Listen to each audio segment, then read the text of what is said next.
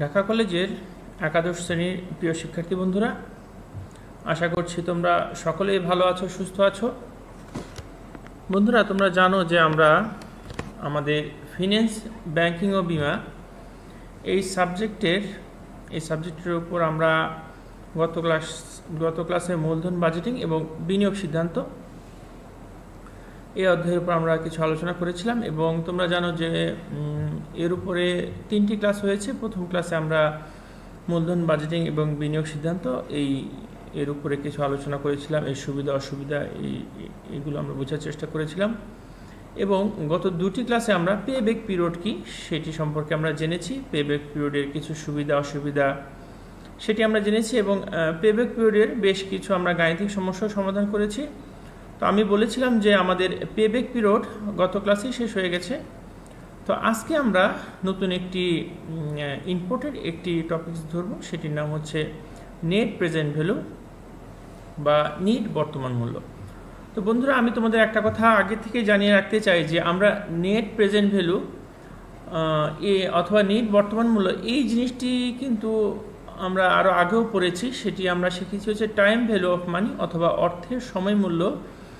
যেই অধ্যায়টি আমরা পড়েছি সেখানে কিন্তু আমরা প্রেজেন্ট ভ্যালু যে গাণিতিক সমস্যাগুলো করেছি সেটি কিন্তু আমাদের এখানে নিট প্রেজেন্ট ভ্যালু নামে আমরা এই জিনিসগুলো আমরা দেখব। সুতরাং আমার মনে হয় যে যেহেতু এই টপিকটা আরও আগে তোমরা দেখেছো এবং নিট প্রেজেন্ট ভ্যালু বের করেছো, তারপর ফিউচার ভ্যালুও কিন্তু করেছো, প্রেজেন্ট ভ্যালু ফিউচার ভ্যালু এই জিনিসগুলো করেছো, সেজন্য আমার মনে হয় যে নিট প্রেজেন্ট ভ্যালু তোমাদের কাছে খুব সহজেই তোমরা বুঝতে পারবে। এবং আমরা কিন্তু আগে নিট প্রেজেন্ট ভ্যালুর বিভিন্ন সূত্র শিখেছিলাম। তো এইখানেও আমরা ওই সূত্রগুলো দেখব, ওই সূত্রের সাহায্যে আমরা বিভিন্ন গাণিতিক সমস্যার সমাধান করব। তো চলো বন্ধুরা, আগে আমরা নিট প্রেজেন্ট ভ্যালু কি, যদিও তোমরা টাইম ভ্যালু অফ মানিতে প্রেজেন্ট ভ্যালু শিখেছো, তারপর আমরা একটু নিট প্রেজেন্ট ভ্যালু কি এটা সংজ্ঞা দেখব এবং এর সুবিধা অসুবিধা কি দেখব এবং কিভাবে সূত্রের সাহায্যে গাণিতিক সমস্যার সমাধান করা যায় সেটিও আমরা দেখব। তো বন্ধুরা, চলো আমরা স্লাইডটা ওপেন করি। স্লাইডটা ওপেন করে আমাদের আজকে পাঠে কি কি আছে সেগুলো একটু দেখে নিই। তোমরা আমাকে একটু সময় দাও, আমি একটু সময় নেব স্লাইডটা ওপেন করতে।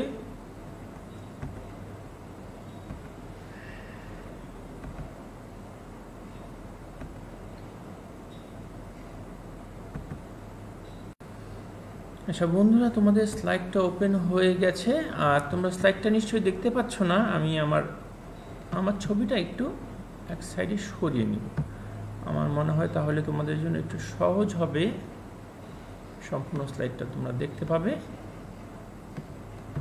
আচ্ছা, আমি আমার ছবিটা এক সাইডে সরিয়ে নিচ্ছি।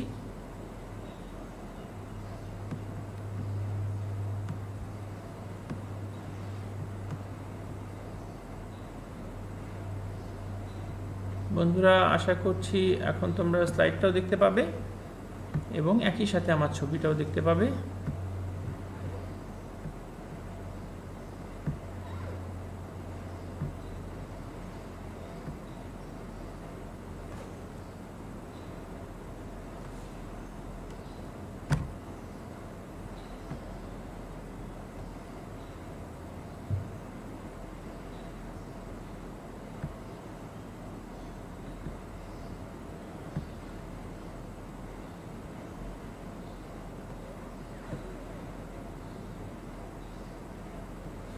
আচ্ছা বন্ধুরা, আমি বরাবরের মতো প্রথমে আমার পরিচয়টা দিয়ে নিচ্ছি। আমি H M. Ashiq Mahmud, lecturer accounting, Dhaka college.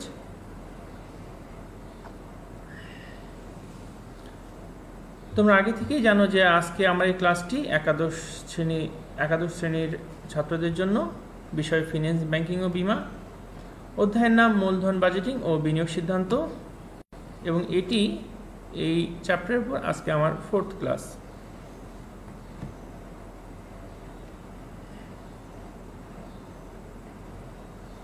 আমি আগেই বলেছিলাম যে আজকে আমরা শিখব হচ্ছে net present value.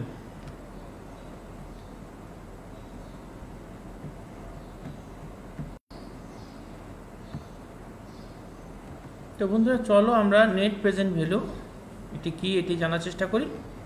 Net present value বাংলায় বলতে গেলে হচ্ছে নিট বর্তমান মূল্য, অর্থাৎ আমরা যদি ভবিষ্যতে কোনো অর্থ পাই, সেটা যেন 1 বছর পর 2 বছর পর তার বর্তমান মূল্য কত। অর্থাৎ তুমি যদি 5 বছর পর 10,000 টাকা পেলে, তাহলে তার বর্তমান মূল্য কত। অর্থাৎ 5 বছর পর 10,000 টাকা পাওয়া আর আজকে কত টাকা পাওয়া এক সমান হবে। তোমরা জানো এর আগে আমরা ডিসকাউন্ট ফ্যাক্টর দিয়ে অর্থাৎ বারটা করে তার মূল্যটা নির্ণয় করেছি। যেমন ধরো তোমরা প্রেজেন্ট ভ্যালুর অঙ্ক করেছো, present value is equal to future value 1/i⁴n। অর্থাৎ তুমি যদি 5 বছর পর 10,000 টাকা পাও, তাহলে তার বর্তমান মূল্য নির্ণয় করতে হলে আমরা নির্দিষ্ট হারে বারটা করেছি। যেমন 5 বছর পর যে টাকাটা পাবো সেটা হচ্ছে আমার ভবিষ্যৎ মূল্য অর্থাৎ ফিউচার ভ্যালু। তাহলে আমরা কীভাবে নির্ণয় করতাম, present value is equal to future value 5,000 টাকা ভাগ, যদি বারটার হার হয় 10% তাহলে 1 + 10⁵ এভাবে আমরা করেছি। আমার মনে হয় যে তোমাদের একটু একটু করে মনে পড়ছে। আচ্ছা চলো আমরা একটু দেখি নিট প্রেজেন্ট ভ্যালুটা।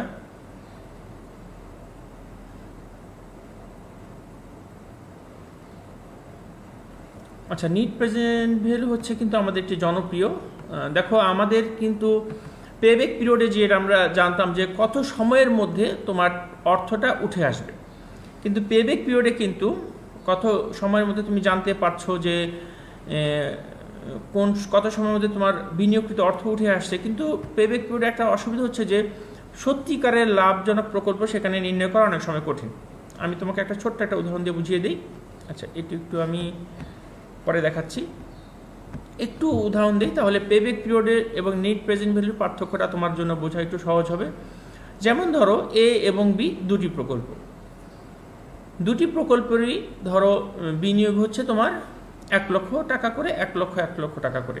অর্থাৎ এ প্রকল্পে বিনিয়োগ করলেও 1 লক্ষ টাকা, বি প্রকল্পে বিনিয়োগ করলেও 1 লক্ষ টাকা। এখন এ প্রকল্পের তোমার 5 বছরের মধ্যে তোমার বিনিয়োগকৃত অর্থটা ফেরত আসবে এবং বি প্রকল্পে 7 বছরের মধ্যে বিনিয়োগকৃত অর্থটা ফেরত আসবে। তো আপাতত দৃষ্টিতে তোমার মনে হবে যে এ প্রকল্পটা লাভজনক, কারণ এ প্রকল্পে তোমার 5 বছরের মধ্যে বিনিয়োগকৃত অর্থ ফেরত আসছে এবং বি প্রকল্পে তোমার 7 বছরের মধ্যে বিনিয়োগকৃত অর্থ ফেরত আসছে।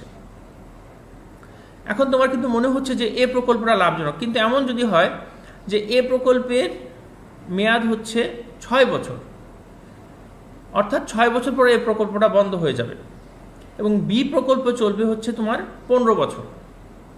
অর্থাৎ বি প্রকল্পে তোমার টাকা ফেরত আসতে বেশি সময় লাগলেও প্রকল্পটা কিন্তু অনেক দিন রান করছে, অর্থাৎ তুমি কিন্তু এখানে বেশি সময় ধরে যেহেতু রান করছে এর পরবর্তীতে কিন্তু তোমার প্রফিট বেশি হচ্ছে। কিন্তু এই প্রকল্পে কম সময়ের মধ্যে হলেও কিন্তু খুব দ্রুত এটি বন্ধ হয়ে যাচ্ছে। অর্থাৎ তুমি কিন্তু এখানে শুধু পেব্যাক পিরিয়ডের মাধ্যমে যদি প্রকল্প নির্ণয় করো তাহলে কিন্তু ভুল হওয়া অনেক ক্ষেত্রে ভুল হতে পারে। সেক্ষেত্রে কিন্তু নেট প্রেজেন্ট ভ্যালুটা একটু আমাদের জন্য সুবিধাজনক। আমরা কিন্তু নিট বর্তমান মূল্য নির্ণয় করে এখন আমরা দেখছি যে আগামী 5 বছর কোনো দুটি প্রকল্প থেকে যে অর্থ পাবো তার বর্তমান মূল্য কত সেটি যদি আমরা নির্ণয় করি তখন অনেক সময় আমাদের ডিসিশন নিতে সুবিধা হয়। আচ্ছা বন্ধুরা চলো তাহলে আমরা একটা ডিটেলস দেখি যে এই পদ্ধতিতে মূলধন বাজেটিংয়ের সবচেয়ে জনপ্রিয় ও গ্রহণযোগ্য কৌশল। পেব্যাক পিরিয়ড হচ্ছে সবচেয়ে সহজ, খুব সহজে নির্ণয় করা যায়, কিন্তু নিট বর্তমান মূল্য হচ্ছে সবচেয়ে জনপ্রিয়। মূলধন বাজেটিংয়ে এটি ব্যাপকভাবে ব্যবহার করা হয়। কোনো প্রকল্পের ভবিষ্যৎ নগদ প্রবাহকে একটি নির্দিষ্ট হারে বার্তা করে সাধারণত এর মূলধন ব্যয় দ্বারা উক্ত নগদ প্রবাহকে বর্তমান মূল্যে রূপান্তরণ করার পর মোট বর্তমান মূল্য থেকে প্রকল্পের প্রারম্ভিক খরচ বাদ দিলে যে বর্তমান মূল্য থাকে তাকে নিট বর্তমান মূল্য বলে। অর্থাৎ ধরো আমাদের কোনো প্রকল্প থেকে যে টাকাটা পাচ্ছি তার বর্তমান মূল্য নির্ণয় করার পর যদি আমরা এখান থেকে বিনিয়োগকৃত অর্থ বাদ দেই তাহলে কিন্তু আমরা নিট বর্তমান মূল্য পাচ্ছি। আচ্ছা বন্ধুরা তাহলে চলো আমরা পরের স্লাইডে যাই। খান অ্যান্ড জেনের একটি সংজ্ঞা এখানে আছে, তার ভাষায় প্রত্যেক বছরের নগদ আন্তঃপ্রবাহের বর্তমান মূল্যের যোগফল থেকে নগদ বহিঃপ্রবাহের বর্তমান মূল্য বিয়োগ করার ফলে প্রাপ্ত মূল্যকে নিট বর্তমান মূল্য বলে। বন্ধুরা এখানে দেখো সূত্রটি দেওয়া আছে, নেট প্রেজেন্ট ভ্যালু যেগুলো present value of net cash benefit minus present value of net cash outlay. অর্থাৎ আমরা যেই বেনিফিটটা পাবো সেখান থেকে present value of net cash outlay বিয়োগ দিলেই আমাদের নেট প্রেজেন্ট ভ্যালু বের হচ্ছে।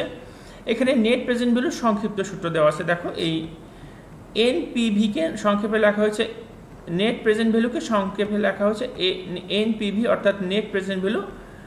এখন দেখো present value of net cash benefit, এটিকে সংক্ষেপে লেখা হয়েছে পিভি অর এনসিবি অর্থাৎ নেট ক্যাশ বেনিফিট। এখান থেকে আমরা বিয়োগ দেব পিভি অফ এনসিও অর্থাৎ PV of present value of net cash outlay অর্থাৎ এনসিও দ্বারা আমরা নেট ক্যাশ আউটলেকে বোঝাচ্ছি।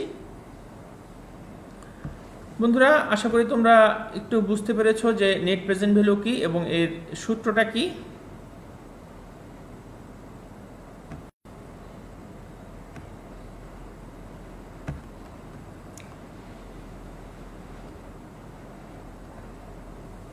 নেট প্রেজেন্ট ভ্যালু সম্পর্কে আর কিছু ইনফরমেশন এখানে দেওয়া আছে। এই পদ্ধতিতে বিভিন্ন সময়ের নগদ প্রবাহ ধারার মধ্যে যে পার্থক্য রয়েছে এবং তা যে শুধু বর্তমান মূল্যের ভিত্তিতে তুলনা করা উচিত তা স্বীকার করা হয়েছে। এক্ষেত্রে কোনো প্রকল্পের নিট বর্তমান মূল্য যদি ধনাত্মক হয় তবে উক্ত প্রকল্পটি গ্রহণযোগ্য হয়, পক্ষান্তরে নিট বর্তমান মূল্য ঋণাত্মক হলে উক্ত প্রকল্পটি পরিত্যাজ্য হতে পারে। অর্থাৎ আমরা দুটি প্রকল্পের মধ্যে যেই প্রকল্পটির নিট বর্তমান মূল্য ধনাত্মক হবে সেটি গ্রহণ করব এবং যে প্রকল্পের নিট বর্তমান মূল্য ঋণাত্মক হবে সেটি বর্জন করব। আচ্ছা, তোমাদের মনে প্রশ্ন জাগতে পারে যে স্যার দুটি প্রকল্পই যদি ধনাত্মক হয় তখন আমরা কি করব? অর্থাৎ প্রকল্প এ এবং প্রকল্প বি, দুটি প্রকল্পে ধরো একটি প্রকল্পে তোমার দুটি প্রকল্পেই লাভজনক হচ্ছে, একটি বেশি একটি কম, ধরো একটি 20,000 আর একটি 15,000। এখন স্যার আমরা কোনটা নিব?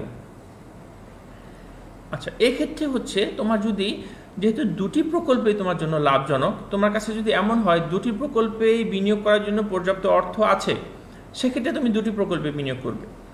কিন্তু যদি এমন হয় যে যে কোনো একটি প্রকল্পে বিনিয়োগ করার জন্য তোমার কাছে পর্যাপ্ত অর্থ রয়েছে এবং অন্য একটি প্রকল্পতে বিনিয়োগ অর্থাৎ যদি পরস্পর বর্জনশীল প্রকল্প হয়, যেটি তোমরা আগে থেকেই জানো যে বর্জনশীল প্রকল্প কি, যেটি একটি গ্রহণ করলে আরেকটিকে অবশ্যই বাদ দিতে হবে। এক্ষেত্রে যেহেতু তোমার একটি প্রকল্পে বিনিয়োগ করার অর্থ আছে, তাহলে তুমি প্রকল্প এ গ্রহণ করবে, অর্থাৎ যে প্রকল্প বেশি লাভজনক।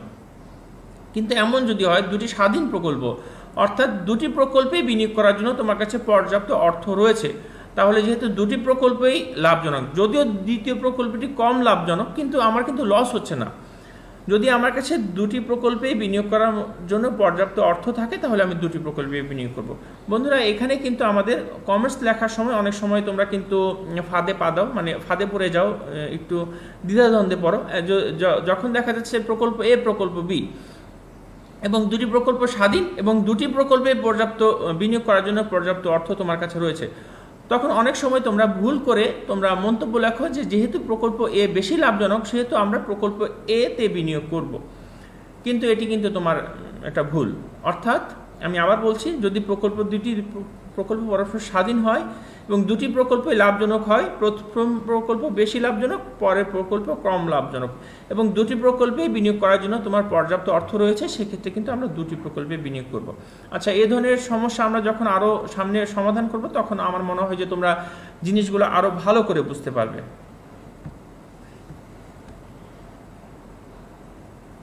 আচ্ছা, নিট বর্তমান মূল্য এখানে সূত্রটা দেওয়া আছে, যে সূত্রটা আমি তোমাদেরকে আগে দেখিয়েছি। এই বার্তা কিন্তু নগদ প্রবাহ পদ্ধতির প্রথম কৌশল হলো নিট বর্তমান মূল্য পদ্ধতি। এই পদ্ধতিতে ভবিষ্যৎ সকল নগদ প্রাপ্তির বর্তমান মূল্যের সমষ্টি হতে নগদ বহিঃপ্রবাহের বর্তমান মূল্য বাদ দেওয়া হয়। অর্থাৎ যে পদ্ধতিতে ভবিষ্যৎ প্রাপ্তির বর্তমান মূল্য হতে নগদ বহিঃপ্রবাহের বর্তমান মূল্য বাদ দেওয়া হয় তাকে নিট বর্তমান মূল্য বলে। আমি যে সূত্রটা দেখিয়েছি এখানে সংক্ষেপে এবং এখানে একটু ডিটেলস আছে, একই জিনিস, সূত্রটা তোমাদেরকে আবার নতুন করে দেখানো হচ্ছে। কে হচ্ছে মূলধন ব্যয়, সিএফটি হচ্ছে বাৎসরিক নগদ আন্তঃপ্রবাহ, এন হচ্ছে বিনিয়োগ প্রকল্পের মেয়াদ এবং CF0 হচ্ছে প্রাথমিক বিনিয়োগ। আচ্ছা, সিদ্ধান্ত নীতিটা একটু তোমাদেরকে সিদ্ধান্ত নিয়ে একটু আলোচনা করি। যে একটি প্রকল্পের ক্ষেত্রে নেট প্রেজেন্ট ভ্যালু ধনাত্মক হলে অর্থাৎ নেট প্রেজেন্ট ভ্যালু শূন্যের চেয়ে বেশি হলে প্রকল্পটি গ্রহণীয়, অপরদিকে নেট প্রেজেন্ট ভ্যালু ঋণাত্মক হলে অর্থাৎ শূন্যের চেয়ে কম হলে প্রকল্পটি বাতিল বলে গণ্য হয়। সিদ্ধান্ত নীতিকে নিম্নে সংক্ষেপে তুলে ধরলাম। দেখো, নিট বর্তমান মূল্য ধনাত্মক হলে প্রকল্প গ্রহণ করা হয়, নিট বর্তমান মূল্য ঋণাত্মক হলে প্রকল্প বর্জন করা হয়, নিট বর্তমান মূল্য শূন্য হলে ব্যবস্থাপক প্রকল্পটি গ্রহণ করতেও পারেন বা নাও গ্রহণ করতে পারেন। বন্ধুরা দেখো, শূন্য হলে সেটি ব্যবস্থাপকের চিন্তা ভাবনা করে দেখবেন যে কি গ্রহণ করা যায় কি না করা যায়। আর তোমাদের এখানে কিন্তু বলে দেওয়া আছে যে দুটি প্রকল্পর মধ্যে ধনাত্মক প্রকল্পটি গ্রহণ করা হয় আর ঋণাত্মক প্রকল্প বর্জন করা হয়। আর দুটি প্রকল্পে যদি ধনাত্মক হয়, তোমার কাছে ক এবং খ দুটি প্রকল্প আছে এবং দুটি প্রকল্পই ধনাত্মক, তাহলে কি করবে সে সম্পর্কে কিন্তু আমি একটু আলোচনা করে দিয়েছি প্রথমেই, যে দুটি প্রকল্পই ধনাত্মক হলে তুমি কি করবে। আচ্ছা বন্ধুরা, তাহলে চলো আমরা পরের স্লাইডে যাই এবং দেখি। এখানে দেখো যে আমাদের পেব্যাক পিরিয়ড এবং নেট প্রেজেন্ট ভ্যালুর তুলনা দেওয়া আছে, যে আমরা কখন প্রকল্পটি গ্রহণ করব, কখন প্রকল্পটি গ্রহণ করব না। পেব্যাক পিরিয়ড দেখো, payback period is less than project life.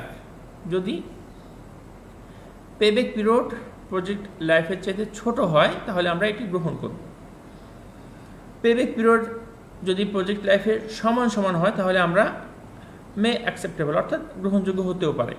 কিন্তু পেব্যাক পিরিয়ড যদি প্রজেক্ট লাইফের চেয়ে বড় হয় তাহলে অবশ্যই সেটি বাতিলযোগ্য, রিজেক্টেড। নির্ধারিত পেব্যাক পিরিয়ড অথবা এর চেয়ে নির্ণীত পেব্যাক পিরিয়ড কম হলে গ্রহণযোগ্য এবং নির্ধারিত পেব্যাক পিরিয়ড অথবা এর চেয়ে বেশি হলে বর্জনযোগ্য। আচ্ছা, এখানে হচ্ছে ইফ মিউচুয়ালি এক্সক্লুসিভ প্রজেক্ট, অর্থাৎ সকল প্রকল্পের প্রজেক্ট লাইফ সমান কিন্তু পেব্যাক পিরিয়ড অসমান হলে যে প্রকল্পের পেব্যাক পিরিয়ড কম সেটি গ্রহণ করা হয়। সকল প্রকল্পের প্রজেক্ট লাইফ অসমান কিন্তু পেব্যাক পিরিয়ড সমান অধিক আয়ুষ্কাল যুক্ত প্রকল্প গ্রহণ করা হয়, সারপ্লাস লাইফ যেটা। আচ্ছা, এখন দেখো আমরা নেট প্রেজেন্ট ভ্যালু দেখি। যদি নেট প্রেজেন্ট ভ্যালু প্লাস হয় সেক্ষেত্রে আমাদের অ্যাকসেপ্টেবল, গ্রহণযোগ্য। যদি নেট প্রেজেন্ট ভ্যালু 0 চেয়ে বড় হয়, নেট প্রেজেন্ট ভ্যালু 0 চাইতে বেশি হয়, মে অ্যাকসেপ্টেড অর রিজেক্ট, গ্রহণ বা বর্জন যে কোনোটি হতে পারে। নেট প্রেজেন্ট ভ্যালু যদি 0 চাইতে ছোট হয় তাহলে সেটি অবশ্যই বাতিলযোগ্য। আচ্ছা বন্ধুরা, এই যে নেট প্রেজেন্ট ভ্যালু যদি 0 চাইতে বড় হয় তাহলে মে অ্যাকসেপ্টেবল কেন?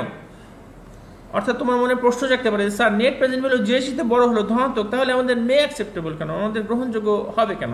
আচ্ছা, সেটি হচ্ছে যদি তোমার দুটি প্রকল্প থাকে, অর্থাৎ যদি পরস্পর বর্জনশীল প্রকল্প হয় তাহলে একটি প্রকল্প 0 চেয়ে বড় হলেও সেটি গ্রহণ করা হতে পারে, বর্জনও হতে পারে। যেমন ধরো দুটি পরস্পর বর্জনশীল প্রকল্প, সেক্ষেত্রে একটি প্রকল্পর নেট প্রেজেন্ট ভ্যালু বেশি আর একটি প্রকল্পের নেট প্রেজেন্ট ভ্যালু কম, সেই জন্য তোমাকে বলা হয়েছে যে মে অ্যাকসেপ্টেবল। অর্থাৎ সেখানে আমাদের অবস্থা বুঝে আমরা সিদ্ধান্ত নেব যে এটি গ্রহণ করব কি বর্জন করব।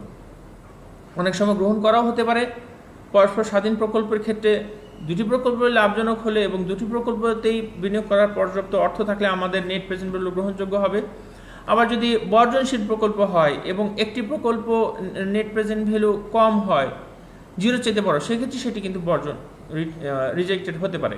তো বন্ধুরা, আমার মনে হয় যখন আমরা গাণিতিক সমস্যাগুলো সমাধান করব তখন আমরা ভালো করে বুঝতে পারবে। আর নেট প্রেজেন্ট ভ্যালু যদি 0 চাইতে ছোট হয় তাহলে অবশ্যই বাতিলযোগ্য, অর্থাৎ নেট প্রেজেন্ট ভ্যালু নেগেটিভ হলে রিজেক্টেড। এটা একই কথা যে 0 চেয়ে ছোট হলে তো মাইনাসই হবে। এখানে দুইভাবে দেখানো হয়েছে যে 0 চেয়ে ছোট হলে বাতিলযোগ্য, নেগেটিভ হলে বাতিলযোগ্য। আর নেট প্রেজেন্ট ভ্যালু আমি আগে বলেছি যদি 0 হয় তাহলে এটি মে অ্যাকসেপ্টেড অর রিজেক্টেড, এটি গ্রহণযোগ্য হতে পারে, বর্জনযোগ্য হতে পারে। আচ্ছা, যে প্রকল্পের নেট প্রেজেন্ট ভ্যালু অধিক সেটি গ্রহণ করা হবে। দুটি নেগেটিভ হলে যার নেট প্রেজেন্ট ভ্যালু কম তা গ্রহণ করা উচিত। অর্থাৎ দুটি নেগেটিভ হলে অর্থাৎ দুটি যদি তোমার নেগেটিভ হয় এবং যে কোনো একটি প্রকল্পে তোমার বিনিয়োগ করতেই হবে, সেক্ষেত্রে এটি বলা হয়েছে যে দুটি প্রকল্পে নেগেটিভ হলে যেটি আমাদের নেট নেগেটিভ অর্থাৎ নেট প্রেজেন্ট ভ্যালু কম নেগেটিভ সেটি আমরা গ্রহণ করব। তো বন্ধুরা, আমার মনে হয় যে বিভিন্ন প্রকল্প নির্বাচনের যে সিদ্ধান্তটা সেটি হয়তো তোমাদের বইতে আমার মনে হয় এইভাবে একসাথে দেয়া নেই। তো আমার মনে হয় যে এটি তোমাদের জন্য সুবিধাজনক হবে, তোমরা সহজেই এর থেকে ডিসিশন নিতে পারবে যে কোন প্রকল্প গ্রহণ করবে এবং কোন প্রকল্পটি বর্জন করবে। বন্ধুরা, এখন আমরা নেট প্রেজেন্ট ভ্যালুর কিছু সুবিধা এবং অসুবিধা দেখব। প্রথমে আমরা নিট বর্তমান মূল্য বা নেট প্রেজেন্ট ভ্যালুর কিছু সুবিধা আমরা দেখব। অর্থের সময় মূল্য বিবেচনা করে। দেখো বন্ধুরা, আমরা যখন পে ব্যাক পিরিয়ড আমরা হিসাব করেছি যে আমার 5 বছরের মধ্যে আমার অর্থ ফেরত আসছে, কিন্তু অনেক সময় কিন্তু পে ব্যাক পিরিয়ডে যেহেতু আমাদের অর্থ সময় মূল্য কাউন্ট করে না, অর্থাৎ 5 বছর পর আমি 5 বছরের মধ্যে আমি টাকাটা ফেরত পাচ্ছি, কিন্তু এই যে 5 বছর পরে আমার টাকাটা ফেরত পাওয়া আর বর্তমানে টাকাটা ফেরত পাওয়া কিন্তু এক না। অর্থাৎ 5 বছর পরে আমি 1 লক্ষ টাকা ফেরত পেলাম, অর্থাৎ সেটি 5 বছর পরে কিন্তু 1 লক্ষ টাকার মূল্য 1 লক্ষ টাকা থাকবে না। অর্থাৎ এখানে তোমরা জানো যে টাইম ভ্যালু অফ মানি আছে, সেটি কিন্তু পে ব্যাক পিরিয়ড হিসাব করতো না, কিন্তু নিট প্রেজেন্ট ভ্যালু কিন্তু এই সমস্যাটি আমাদেরকে দূর করে দিয়েছে। অর্থাৎ আমরা কিন্তু যে যদিও আমাদের pay back period time value of money হিসাব করতো না, কিন্তু আমাদের নেট প্রেজেন্ট ভ্যালু কিন্তু আমাদের টাইম ভ্যালু অফ মানি হিসাব করছে, অর্থাৎ এখানে অর্থের সময় মূল্য বিবেচনা করছে। এর ফলে কিন্তু আমাদের যেই সত্যিকার অর্থে আমাদের লাভ অথবা লস হচ্ছে কিনা এটি কিন্তু আমরা এই পে ব্যাক পিরিয়ডের মাধ্যমে নেট প্রেজেন্ট ভ্যালুর মাধ্যমে আমরা বুঝতে পারছি। এই পদ্ধতি দেখো, এই পদ্ধতি অর্থের সময় মূল্য বিবেচনা আনা হয় এবং একটি নির্দিষ্ট হারে বার্তার মাধ্যমে এটি করে। এই প্রকল্পের সমস্ত নগদ প্রবাহকে বার্তার মাধ্যমে বর্তমান মূল্য হিসাব করা হয়, অর্থাৎ প্রকল্পের সুষ্ঠু পর্যালোচনা করা এখানে সম্ভব। অর্থাৎ সত্যিকার অর্থে আমার এই প্রকল্পটি কি লাভজনক অথবা লস, সেটি কিন্তু আমরা এই টাইম ভ্যালু অফ মানির মাধ্যমে আমরা হিসাব করতে পারছি। নগদ প্রবাহ, এই প্রকল্পে কিন্তু নগদ প্রবাহ বিবেচনা আনা হয়, অর্থাৎ এই পদ্ধতিতে প্রকল্পের আয়ুষ্কালের সমস্ত নগদ প্রবাহকে বিবেচনা করা হয়, যার ফলে লাভজনক প্রকল্প বাদ দেওয়ার কোনো সম্ভাবনা থাকে না। ফলে প্রকল্পের কিন্তু এখানে আমাদের যথাযথ মূল্যায়ন করা হচ্ছে।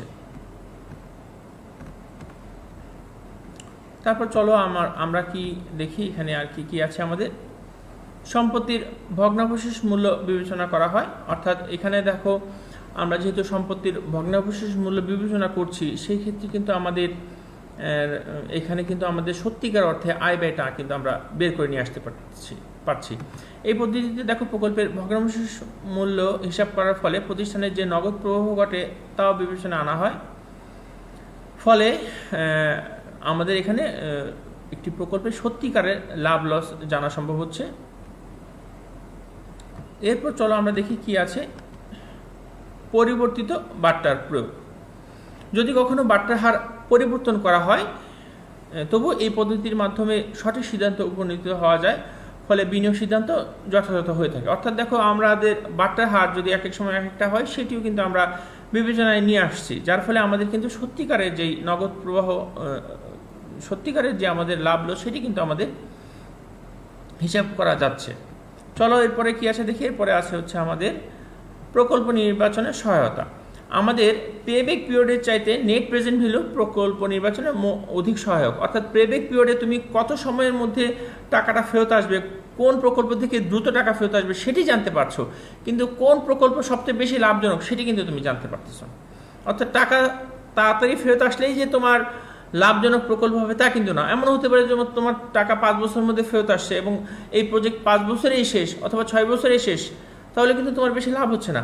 আবার কোনো প্রজেক্টে 10 বছরের মধ্যে টাকা ফেরত আসছে, কিন্তু এই প্রজেক্ট রান করবে অনেক বেশি, 20 বছর রান করবে, অর্থাৎ এই প্রজেক্ট কিন্তু তোমার বেশি লাভ হচ্ছে। সুতরাং আমাদের এই পে ব্যাক পিরিয়ডের চাইতে নেট প্রেজেন্ট ভ্যালু প্রকল্প নির্বাচনে বেশি সহায়ক। আচ্ছা, পরের পয়েন্ট আমরা কি দেখি। ফার্মের বাজার মূল্য বৃদ্ধি। এই প্রতিষ্ঠানের মূল লক্ষ্য হচ্ছে বাজারের ফার্মের মূল্য বৃদ্ধি করা বা শেয়ারের মূল্য বৃদ্ধি করা। এই পদ্ধতিতে ফার্মের মূল লক্ষ্য হচ্ছে বিনিয়োগ সিদ্ধান্ত। এই প্রকল্পের মাধ্যমে দেখো নেট প্রেজেন্ট ভ্যালুর মাধ্যমে তুমি কিন্তু সঠিক সিদ্ধান্ত নিতে পারতেছো। এই সঠিক সিদ্ধান্ত নেওয়ার ফলে তোমার কিন্তু শেয়ারের মূল্য বৃদ্ধি পাবে, তোমার প্রতিষ্ঠানের মূল্য বৃদ্ধি পাবে, অর্থাৎ ফার্মের মূল্য তুমি এর মাধ্যমে বৃদ্ধি করতে পারছো। অর্থাৎ পে ব্যাক পিরিয়ডের কী কী সুবিধা বন্ধুরা তোমরা এখানে দেখলে, আশা করি তোমরা এই সুবিধাগুলো বুঝতে পেরেছো।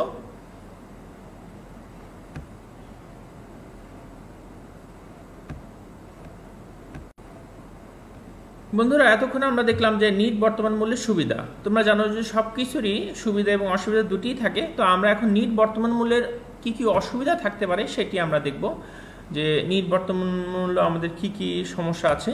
চলো সেগুলো আমরা একটু দেখে নিই। নিট বর্তমান মূল্যের অসুবিধা সমূহ। জটিলতা, দেখো পেব্যাক পিরিয়ডে যেরকম তোমরা খুব সহজেই বের করে ফেলতে পারতে যে কত সময়ের মধ্যে তোমার বিনিয়োগকৃত অর্থ ফেরত আসছে, নিট প্রেজেন্ট ভ্যালু কিছুটা জটিল। এখানে আমাদের এক এক সময় এক এক ধরনের সূত্র ব্যবহার করতে হয় এবং অনেকের কাছেই নিট প্রেজেন্ট ভ্যালু সূত্রটা একটু কঠিন। যদি আমি জানি যে আমার ঢাকা কলেজের ছাত্রদের কাছে নিট প্রেজেন্ট ভ্যালু সূত্র জটিল না, তোমরা খুব সহজেই এগুলো বের করতে পারো। আমি বলছি হচ্ছে জটিল কাদের জন্য, যারা হচ্ছে তোমাদের মতো কমার্সের স্টুডেন্ট না অথবা যারা এই সম্পর্কে জানে না তাদের জন্য এটি জটিল। অর্থাৎ যারা এই সম্পর্কে জানে না তাদেরকে তুমি যদি বলো যে বর্তমান মূল্য কী জিনিস, সেটি হয়তো তারা বুঝতে পারবে না। সুতরাং অনেকের জন্য যারা এটি জানে না তাদের জন্য এটি জটিল, তারা এটি বুঝতে পারে না এবং অনেকের কাছে এটি ক্যালকুলেশনও জটিল। সুতরাং নেট প্রেজেন্ট ভ্যালুর যে একটা সমস্যা হচ্ছে সেটি হচ্ছে এই ক্যালকুলেশনটা কিছুটা জটিল এবং অনেকের এই ধারণাটা অনেকের কাছে জটিল যে আজকের থেকে 10 বছর পরে 1 লক্ষ টাকা এবং আজকের 1 লক্ষ টাকা এক সমান না, এই ধারণা অনেকের কাছে জটিল। আচ্ছা, চলো আমরা পরের পয়েন্ট দেখি যে মূলধন ব্যয় পরিমাপে অসুবিধা। যে এই পদ্ধতি ব্যবহার করতে হলে প্রতিষ্ঠানের মূলধন ব্যয় বা একটি বাট্টার হার নির্ণয় করা প্রয়োজন, যা দিয়ে নগদ প্রবাহকে বাট্টার ভাঙিয়ে আমরা নিট বর্তমান মূল্য বের করি। কিন্তু এই যে মূলধন ব্যয় বা বাট্টার হার বের করা একটি কঠিন কাজ। অর্থাৎ বাট্টার হার কত হবে, অর্থাৎ তোমার বাট্টার হার এক এক সময় এক রকম হতে পারে। ধরো তুমি সুযোগ ব্যয় যদি ধরো যে বাট্টার হার, তাহলে সুযোগ ব্যয় কিন্তু বাড়তে পারে কমতে পারে। তো সেই ক্ষেত্রে আমাদের মূলধন ব্যয় পরিমাপ করাটা কিছুটা জটিল আকার ধারণ করে।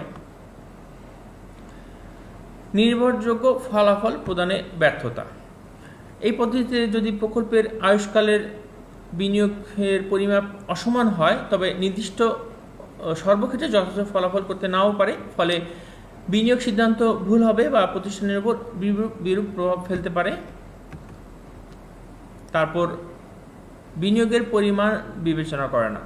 এখানে দেখো একটা সমস্যা হচ্ছে যে এই বিনিয়োগ কম বেশি এটি কিন্তু তারা বিবেচনা করতেছে না। পেব্যাক পিরিয়ড তোমাকে সে বের করে দিচ্ছে যে নিট বর্তমান মূল্য কত, সেটি বের করে দিচ্ছে, কিন্তু এই বিনিয়োগের পরিমাণ বিবেচনায় আনা হয় না। ফলে দেখা যায় যে লাভজনক প্রকল্প বর্জন করতে হচ্ছে, যেটি কিনা আমাদের একটি সমস্যা।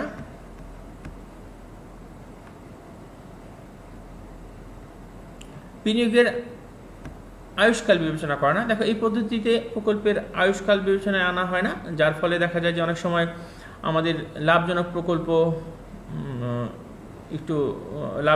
নির্ণয় করা সমস্যা হয়। দেখা যায় যে কম আয়ুষ্কালের প্রকল্পের অধিক লাভ এমন হতে পারে যে দেখো তোমার যেটা হচ্ছে যে দুটি প্রকল্প, এটি কিন্তু তোমার কোন প্রকল্প নেট প্রেজেন্ট ভ্যালু নির্ণয় করছে, কোনটা আমার ধনাত্মক সেটা নির্ণয় করছে। এমন হতে পারে যে আমাদের নেট প্রেজেন্ট ভ্যালু হচ্ছে কোন এক প্রকল্পের বেশি এবং অন্য প্রকল্পের নেট প্রেজেন্ট ভ্যালু কম, কিন্তু লাভ হচ্ছে বেশি, সেটি অনেক বেশি সময় ধরে চলবে, তোমার সেটির লাভের পরিমাণ বেশি, হার কম কিন্তু পরিমাণ বেশি। একটু বুঝিয়ে বলি, যেমন ধরো কোনো প্রকল্পে তোমার 5 বছর ধরে চলবে, তাহলে এই প্রকল্পে তোমার সময় অনুযায়ী লাভ বেশি হচ্ছে। আবার অনেক প্রকল্প ধরো 20 বছর 30 বছর ধরে চলবে, কিন্তু সেইটার তোমার লাভের হার কম কিন্তু লাভের পরিমাণ বেশি। তো অনেক সময় দেখা যায় যে আমার লাভের হার কম হোক কিন্তু বেশি সময় ধরে আমি বেশি পরিমাণে লাভ পেলে সেটির জন্য আমার জন্য ভালো হয়। তো নেট প্রেজেন্ট ভ্যালু কিন্তু এটি তোমার হিসাব করবে না। নেট প্রেজেন্ট ভ্যালু কী করবে, কোন প্রকল্পে তোমার নিট বর্তমান মূল্যটা নির্ণয় করে দিবে। তো তোমার হয়তো মনে হতে পারে যে এই প্রকল্পে আমার লাভের হার বেশি, তো এটি হয়তো তুমি গ্রহণ করতে পারো, কিন্তু তোমার অনেক সময় এমনও হয় যে আমার লাভের হার কম হলে আমার বেশি লাভ দরকার, মানে বেশি সময় ধরে আমার বেশি লাভের হার কম হলেও আমার বিনিয়োগের পরিমাণ বেশি, বিনিয়োগের পরিমাণ বেশি হওয়াতে আমার লাভের পরিমাণ বেশি কিন্তু হার কম, এটাও আমার দরকার হতে পারে।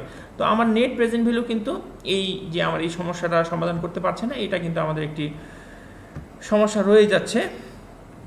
তো বন্ধুরা, তো আমাদের নেট প্রেজেন্ট ভ্যালু যেরকম আমি বলেছিলাম যে যেরকম কিছু সুবিধাও আছে, আমাদের নেট প্রেজেন্ট ভ্যালুর কিছু অসুবিধাও রয়েছে। তো আমি তোমাদেরকে অসুবিধাগুলো দেখালাম, আশা করি তোমরা এটা বুঝতে পেরেছো।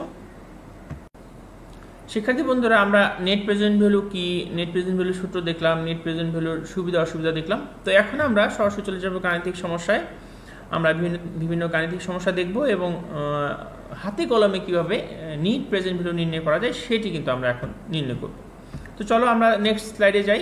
এখানে আমাদের একটি গাণিতিক সমস্যা দেওয়া আছে যে একটি প্রকল্পের প্রাথমিক বিনিয়োগ 10,000 টাকা এবং আগামী 5 বছর প্রকল্পের নগদ আন্তঃপ্রবাহ যথাক্রমে 4,000 টাকা, 4,000 টাকা, 3,000 টাকা, 5,000 টাকা এবং 2,000 টাকা। বাটার হার 10% হলে নিট বর্তমান মূল্য নির্ণয় করো। বন্ধুরা, তোমরা এই ধরনের সমস্যা আরও আগেও সমাধান করেছো। তোমরা জানো যে আমাদের অর্থের সময় মূল্যে আমরা এই ধরনের সমস্যাগুলো সমাধান করেছি। এখানে আমরা প্রত্যেকটির আলাদা আলাদাভাবে যদি নিট বর্তমান মূল্য নির্ণয় করি এবং সবগুলো যোগ করে দিই তাহলে কিন্তু আমাদের, এবং এখান থেকে যদি আমাদের এই প্রাথমিক বিনিয়োগ 10,000 টাকা আছে সেটি বিয়োগ করে দেয় তাহলে কিন্তু আমাদের এই নিট বর্তমান মূল্য নির্ণয় করতে পারবো। প্রথমে কি করতে হবে যে 4,000 টাকার বর্তমান মূল্য নির্ণয় করব, এরপর 4,000 টাকার বর্তমান মূল্য নির্ণয় করব, এরপর 3,000 টাকা, 5,000 টাকা, 2,000 টাকা। অর্থাৎ আমাদের সূত্রটা কি, net present value is equal to cash flow 1 ভাগ 1 plus k to the power 1। এটি হচ্ছে প্রথম বছরের জন্য। দ্বিতীয় বছরের জন্য কি হবে, ক্যাশ ফ্লো 2 ভাগ 1 plus k to the power 2। কে এর মান কত, এখানে কে এর মান হচ্ছে এই যে আমাদের 10% হবে। এই তৃতীয় বছর ক্যাশ ফ্লো 3 অর্থাৎ 3,000 টাকা ভাগ 1 plus k to the power 3। এরপরে চতুর্থ বছরে ক্যাশ ফ্লো 4 ভাগ 1 plus k to the power 4 এবং পঞ্চম বছরে ক্যাশ ফ্লো 5 অর্থাৎ 2,000 টাকা ভাগ 1 plus k to the power 5 minus দিব আমরা 10,000 টাকা। তাহলে কিন্তু আমাদের এই নেট প্রেজেন্ট ভ্যালু আমরা নির্ণয় করতে পারবো। আমার মনে হয় যে তোমরা অনেকেই করে ফেলেছো। আমার এই যে ক্লাসটা যদি অনলাইনে না হয়ে ঢাকা কলেজের কোনো ক্লাসে আমি নিতাম, আমি জানি যে আমার 99% স্টুডেন্ট এই অঙ্কটি করে ফেলতো। তো যাই হোক, আমি এখন আশা করছি যে তোমরা বাসায় হয়তো অঙ্কটি করে ফেলেছো। তারপর আমি এর সমাধানটা একটু নিয়ে আলোচনা করতে চাই। চলো আমরা নেক্সট স্লাইডে যাই। নিট বর্তমান মূল্য নির্ণয়। আমরা জানি যে নিট বর্তমান মূল্য অর্থাৎ নেট প্রেজেন্ট ভ্যালু সমান সমান নগদ আন্তঃপ্রবাহের বর্তমান মূল্য এবং নগদ বহিঃপ্রবাহের বর্তমান মূল্য। আচ্ছা, তাহলে আমাদের সূত্রটা হচ্ছে দেখো, ক্যাশ ফ্লো 1 ভাগ 1 plus k to the power 1। এই কে হচ্ছে বাটার হার, ক্যাশ অথবা সুযোগ ব্যয়। এরপরে প্লাস দিয়ে cash flow 2 1 plus k to the power whole square, cash flow 3 1 plus k to the power cube, plus cash flow 4 1 plus k to the power 4 plus cash flow 5 plus 1 plus k to the power 5 minus CF0 অর্থাৎ cash flow 0 অর্থাৎ বিনিয়োগ। এখানে দেখো আমাদের 5 মানে পঞ্চম বছরে আমাদের ক্যাশ ফ্লো, এটা 4 মানে চতুর্থ বছরের ক্যাশ ফ্লো, 3 মানে থার্ড ইয়ারের ক্যাশ ফ্লো, এটা হচ্ছে সেকেন্ড ইয়ারে, এটি হচ্ছে প্রথম বছর। এখন আমরা মানগুলো বসিয়ে দিয়ে দেখো, প্রথম বছর 4,000 টাকা, তাহলে 1 প্লাস এই বাটার হার 10%, তাহলে 10%কে 100 দিয়ে 10কে আমরা 100 দিয়ে ভাগ দিলে পাই 0.1 ভাগ টু দি পাওয়ার 1। দ্বিতীয় বছরে আমাদের ক্যাশ ফ্লো 4,000 টাকা, তাহলে 1 প্লাস 0.1 হোল স্কোয়ার। তৃতীয় বছরে 3,000 টাকা, 1 প্লাস 0.1 কিউব, প্লাস চতুর্থ বছরে 5,000 টাকা, 1 plus 0.1 two the power 4 plus পঞ্চম বছরে 2,000 টাকা, 1 plus 0.1 two the power 5 minus প্রাথমিক বিনিয়োগ 10,000 টাকা। আচ্ছা স্যার, এখন তোমাদের মনে হতে পারে স্যার এই যে আপনি এই যে প্রত্যেকটাকে বাট্টা করলেন, এই 10,000 টাকাকে বাট্টা করলেন না কেন? আচ্ছা, তাহলে এইটা একটু বুঝিয়ে দেই। দেখো, এই যে আমরা 4,000 টাকাকে বাট্টা করলাম, এই 1 বছর পরে পাবো 1.1, 1 বছর পরে 4,000 টাকা পাবো, তার বর্তমান মূল্য কত? 2 বছর পরে পাবো 4,000 টাকা, দেখো স্কোয়ার, 2 বছর পরে যে টাকা পাবো তার বর্তমান মূল্য কত? 3 বছর পরে পাবো তার বর্তমান মূল্য, 5 বছর পর 4 বছরের বর্তমান মূল্য এবং 5 বছর পরে যে টাকা পাবো তার বর্তমান মূল্য। এই 10,000 টাকা তো স্যার আমার এখনই হাতে আছে, এখনই বিনিয়োগ করছি। তাহলে এই 10,000 টাকা তো বাট্টা হবে না, এটা আমার বর্তমান। এই টাকাগুলো আমি পাবো ভবিষ্যতে, আর এই টাকাটা আমার এখন হাতেই আছে। সুতরাং এটা আমরা ডাইরেক্ট বিনিয়োগকৃত অর্থটা আমরা বিয়োগ দিয়ে আমরা নেট প্রেজেন্ট ভ্যালু বের করবো। বন্ধুরা দেখো, এই থার্ড লাইনে কিন্তু আমি তেমন কিছুই করিনি। থার্ড লাইনে আগের মতো যা ছিল তাই আছে, শুধু আমি এই যে 1.1 প্লাস 0.1 যোগ করে 1.1 লিখেছি প্রত্যেকটাতেই। দেখো 1.1, তোমাদের সুবিধার জন্য আমি খুব প্রত্যেকটা স্টেপ বাই স্টেপ ডিটেলস ভেঙে ভেঙে করে দিয়েছি। 1.1 1.1 1.1, এখানে খুব বেশি ক্যালকুলেশন নেই। এরপরে দেখো, এই যে আমি যদি 4,000কে 1.1 টু দি পাওয়ার 1 দিয়ে ভাগ করি তাহলে পাচ্ছি 3,636 টাকা। এবং 1.1 স্কোয়ার 4000কে আমি যদি 1.1 স্কোয়ার দিয়ে ভাগ দিই পাচ্ছি 3306 টাকা। আবার 3000কে 1.1 টু দি পাওয়ার 3 দিয়ে ভাগ দিলে পাচ্ছি 2254 টাকা। একইভাবে 5000কে 1.1 টু দি পাওয়ার 4 দিয়ে ভাগ দিলে পাচ্ছি 3415 টাকা এবং 2000কে যদি 1.1 দিয়ে বাট্টা করি পাচ্ছি 1242 টাকা এবং এই 10,000 টাকা বিয়োগ দিলাম, এই টোটালটা এই যোগ করলে পাচ্ছি 13,853 টাকা এবং বিয়োগ 10,000 টাকা। তাহলে আমি মোট পেলাম যে নিট বর্তমান মূল্য 3,853 টাকা। অর্থাৎ যে আমি এই 10,000 টাকা বিনিয়োগ করলাম, বিনিয়োগ করে প্রথম বছর 4,000 টাকা পেলাম, পরের বছর 4,000 টাকা পেলাম এবং পরের বছর 3,000, এর পরের বছর 4,000, 5,000 এবং পরের বছর 2,000 টাকা পেলাম। তাহলে আমার যে লাভগুলা হচ্ছে বর্তমানে সত্যিকার অর্থে আমি কত টাকা লাভ পাচ্ছি দেখো। যদি আমার এখানে দেখো আমি একটু যোগ করি, সহজ কথায় বলি, 4,000, 4,000, 8,000, 8,000, 3,000, 11,000, 11,000 আর 5,000, 16,000, 17,000, 18,000 টাকা পাচ্ছি। অর্থাৎ দেখো তোমার এই যে তুমি 5 বছরে 18,000 টাকা পাচ্ছ, এইখান থেকে তুমি যদি বিনিয়োগ 10,000 টাকা বাদ দাও তাহলে তোমার মনে হচ্ছে যে আমি 5 বছরে 8,000 টাকা লাভ করছি। এটা কিন্তু তোমার মনে হচ্ছে যে 5 বছরে 8,000 টাকা লাভ করতে পারছি, কিন্তু সত্যিকার অর্থে কিন্তু স্যার তুমি লাভ করতে পারছো 3,853 টাকা। অর্থাৎ 5 বছর পর 2,000 টাকার বর্তমান মূল্য কিন্তু 2,000 টাকা না, 1,242 টাকা। ঠিক তেমনি 5 বছর পরে 5,000 টাকা পেলে সেটি কিন্তু তুমি সত্যিকার অর্থে 5,000 টাকা পাচ্ছ না, পাচ্ছ 3,415 টাকা। এইভাবে এই যে আমরা 5 বছরে এই টাকাটা পাচ্ছি তার সত্যিকার অর্থে আমার মনে হয়েছিল যে আমার 8,000 টাকা লাভ হচ্ছে, সত্যিকার অর্থে তোমার লাভ হচ্ছে 3,853 টাকা। নেট প্রেজেন্ট ভ্যালুর এখানেই মজা, যে অর্থাৎ নেট প্রেজেন্ট ভ্যালু কিন্তু আমার এই যে সত্যিকার অর্থে আমার কত লাভ হচ্ছে সেটি কিন্তু তোমাকে বলে দিচ্ছে। আশা করি বন্ধুরা তোমরা এই গাণিতিক সমস্যাটা বুঝতে পেরেছো। প্রিয় শিক্ষার্থী বন্ধুরা, আমরা আরও একটি গাণিতিক সমস্যা দেখব এবং এই গাণিতিক সমস্যাটি প্রথমে বোঝার চেষ্টা করব এবং পরে আমরা সেটি সমাধানের চেষ্টা করব। তো চলো আমরা নেক্সট স্লাইডে চলে যাই। এবিসি কোম্পানি আর্থিক ব্যবস্থাপক জনাব আসলাম ক এবং খ নামে দুটি পরস্পর বর্জনশীল প্রকল্পে বিনিয়োগের চিন্তাভাবনা করছেন। অর্থাৎ তিনি যে কোনো একটি প্রকল্পে বিনিয়োগ করতে পারবেন, অর্থাৎ একটি প্রকল্পে বিনিয়োগ করলে অন্য প্রকল্পে বিনিয়োগ করা যাবে না। প্রত্যেক প্রকল্পের প্রাথমিক বিনিয়োগ 60,000 টাকা। বাট্টার হার 12% হলে বর্তমান মূল্য নির্ণয় করো এবং কোন প্রকল্প গ্রহণ করা উচিত তা মন্তব্য করো। প্রকল্প দুটির নগদ আন্তঃপ্রবাহ নিচে দেওয়া হলো। আচ্ছা, চলো আমরা দেখি দুটি প্রকল্প ক এবং প্রকল্প খ। আমাদের এখানে বিনিয়োগ মানে আমাদের নগদ আন্তঃপ্রবাহ আছে 5 বছরের। প্রকল্প কতে আমরা প্রথম বছর পাচ্ছি 17,700, দ্বিতীয় বছর 16,800, তৃতীয় বছর 25,500, চতুর্থ বছর 19,560 টাকা এবং পঞ্চম বছর 26,760 টাকা। আর খ প্রকল্পে দেখো প্রথম বছর পাচ্ছি 23,400 টাকা, 21,400 টাকা, 19,400 টাকা, 16,200 টাকা এবং 20,460 টাকা। তো যারা তোমাদের নিট প্রেজেন্ট ভ্যালু জানে না তারা কি করে, তারা এই দুটি প্রকল্প যোগ করে যে প্রকল্পটি আমাদের বেশি লাভজনক হয় সেটি আমরা গ্রহণ করে। তো আমরা দেখব যে এই দুটি প্রকল্পের নিট বর্তমান মূল্য কত, সেটি দেখে আমরা নিট বর্তমান মূল্যের ভিত্তিতে মন্তব্য করব। এখানে আরও একটি কথা আছে, দেখো এই যে দুটি বর্জনশীল প্রকল্প, অর্থাৎ দুটি প্রকল্পই যদি লাভজনক হয় তাহলে যে কোনো একটি প্রকল্প তুমি নিতে পারবে, কারণ একটি বর্জনশীল প্রকল্প মানে হচ্ছে একটি প্রকল্প গ্রহণ করলে আরেকটি তোমাকে বাদ দিতেই হবে। এমন হতে পারে যে তোমার বিনিয়োগ করার জন্য যথেষ্ট অর্থ নেই, অর্থাৎ যে কোনো একটি প্রকল্পে তুমি বিনিয়োগ করতে পারো। সেক্ষেত্রে দেখবা যে কোন প্রকল্পে তোমার লাভ বেশি সেটি তুমি গ্রহণ করবা। যদি বর্জনশীল প্রকল্প না হয়, যদি বলে দিত যে পরস্পর স্বাধীন প্রকল্প এবং দুটি প্রকল্পে বিনিয়োগ করার জন্য তোমার যথেষ্ট অর্থ আছে, তাহলে কি হবে, তাহলে দুটি প্রকল্পে যদি লাভজনক হয় তাহলে দুটি প্রকল্পে আমরা গ্রহণ করব। কিন্তু যদি দেখা যায় যে একটি প্রকল্প লাভজনক এবং অপর প্রকল্পটি লাভজনক না, লস হয়, তাহলে আমরা যেটি লাভজনক সেটি গ্রহণ করব। আমি আবার একটু শুরু থেকে বুঝাই তোমাকে এই সিদ্ধান্ত নেওয়ার ক্ষেত্রে।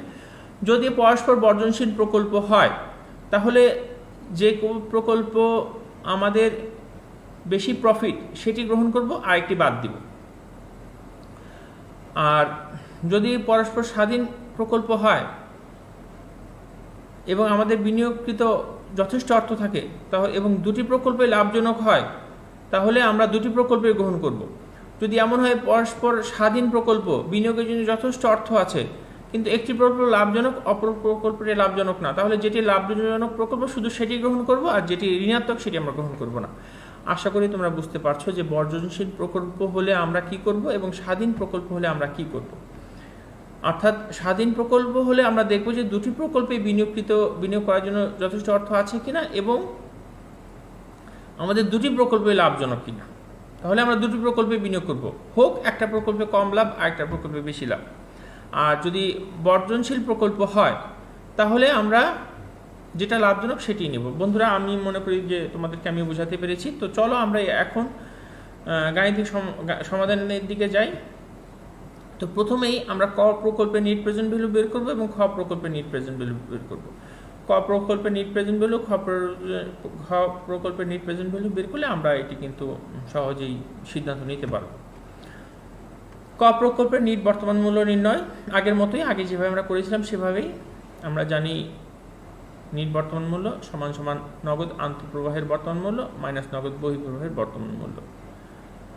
তাহলে আমাদের দেখো সূত্রটা, আগে যে সূত্র তোমাদেরকে দেখেছি সেই সূত্রই CF1 ভাগ 1 plus k to the power 1 plus CF2 1 plus k to the power 2 plus CF3 1 plus k to the power 3। একইভাবে আমরা 4, 5 এর পরে আমরা CF0 অর্থাৎ বিনিয়োগকৃত অর্থটা বিয়োগ দেব। তো বন্ধুরা দেখো, প্রথম বছর আমাদের বিনিয়োগ ছিল মানে ক্যাশ ইনপুট ছিল 17,700 টাকা। এখানে আমাদের দেখো আমাদের মূলধন ব্যয় আছে হচ্ছে 12%, তাহলে 0.12 টু দি পাওয়ার 1। তারপর তৃতীয় বছর আসবে আমাদের 16,800 টাকা ভাগ 1 প্লাস 0.12 স্কোয়ার। তৃতীয় বছর আসবে 25,500 টাকা 1 প্লাস 0.12 কিউব, প্লাস চতুর্থ বছর আসবে 19,560 টাকা 1.12 টু দি পাওয়ার 4, প্লাস পঞ্চম বছর আসবে 26,760 টাকা 1 plus 0.12 to the power 5, minus বিনিয়োগকৃত অর্থ 60,000 টাকা বিয়োগ।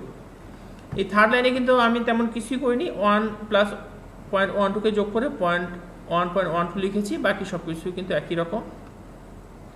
তাহলে বন্ধুরা দেখো, আমরা প্রথম বছর পাচ্ছি 15,803 টাকা 0.57 পয়সা, দ্বিতীয় বছর 13,392 টাকা 0.86 পয়সা, তৃতীয় বছর 18,150 টাকা 0.40 পয়সা, চতুর্থ বছর 12,430 টাকা 73 পয়সা, পঞ্চম বছর 15,184 টাকা 34 পয়সা, ভাগ হচ্ছে 60,000। তাহলে মোট ফাইনালি আমরা বিয়োগ করে আমরা পাচ্ছি হচ্ছে লাভ, পাচ্ছি হচ্ছে প্রফিট।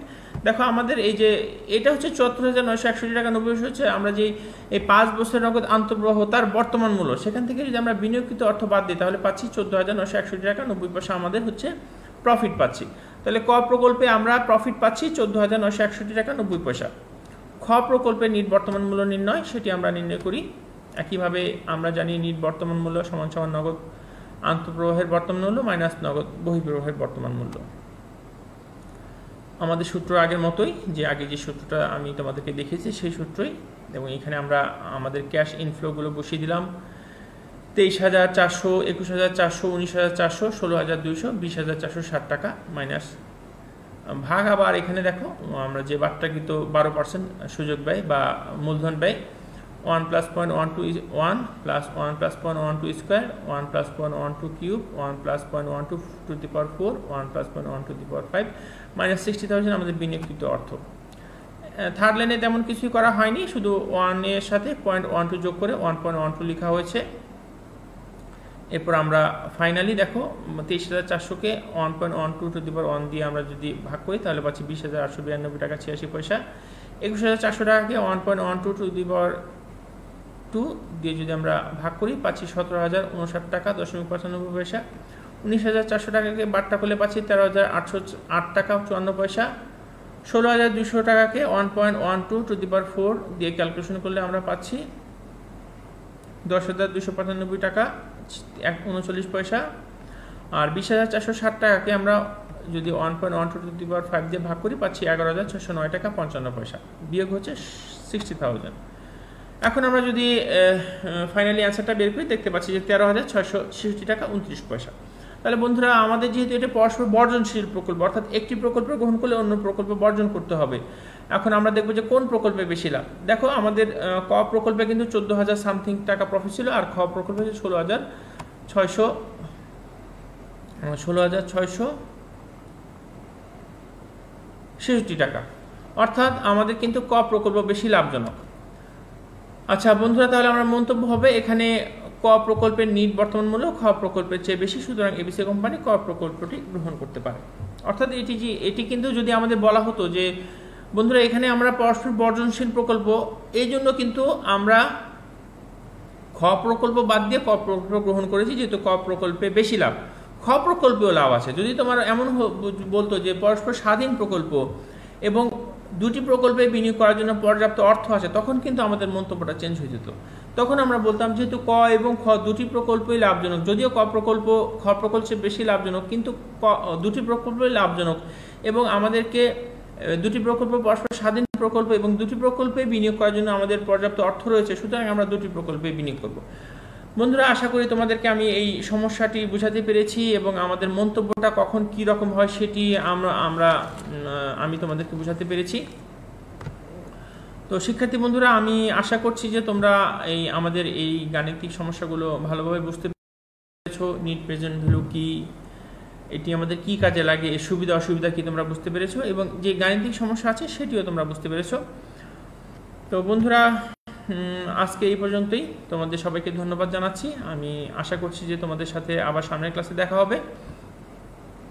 তো আমি আশা করছি যে এই পর্যন্ত আমরা জানতে পেরেছি যে তোমরা জানো যে আমাদের সামনের অল্প কিছুদিনের মধ্যে সামনের মাসেই এই পর্যন্ত ঘোষণা এসেছে যে সামনের মাসে আমাদের শিক্ষা প্রতিষ্ঠান খুলে দেওয়ার সম্ভাবনা আছে। তো আমি আশা করছি যে অচিরেই তোমাদের সাথে আমার মুখোমুখি সামনাসামনি দেখা হবে এবং তখন আমরা ঢাকা কলেজের কোনো একটি ক্লাসে আমাদের ক্লাসগুলো করতে পারবো। তো সেই আশা ব্যক্ত করে তোমাদের সাথে খুব দ্রুত দেখা হবে, সেই আশা ব্যক্ত করে আজকে আমার ক্লাস এখানেই শেষ করছি। তোমরা সবাই ভালো থাকো, সুস্থ থাকো, সবার সুস্বাস্থ্য কামনা করে বিদায় নিচ্ছি। আল্লাহ হাফেজ।